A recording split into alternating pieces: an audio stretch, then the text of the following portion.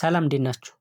ኢንተርኔት ስንጠቀም እንግዲህ በስህተት ታቦችን ልንዘጋ እንችላለን ወይም እየተጠቀም ለምሳሌ አዝናኝ ቪዲዮ እያየን ሊሆን ይችላል መረጃዎችን እያየን ሊሆን ይችላል ሰርች እያደረግን ሊሆን ይችላል በአጋጣሚ ታባችን ብንዘጋው ማለት ነው መልሰን በሰከንዶች ማግኘት እንችላለን።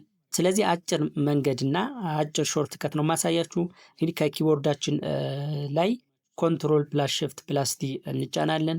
ልክ እንደዚህ ስንጫን እንግዲህ እንደምታዩት የዘጋችሁት የመጨረሻው ታብ ልክ እንደ ነበረበት ማለት ነው ወዲያውኑ ይመጣላችኋል። ምንም አይነት መረጃ ሳይጠፋባችሁ ካቆማችሁት መቀጠል እንድትችሉም ያደርጋችኋል ማለት ነው። ስለዚህ ይህንን ሾርት ከት መጠቀም ትችላላችሁ።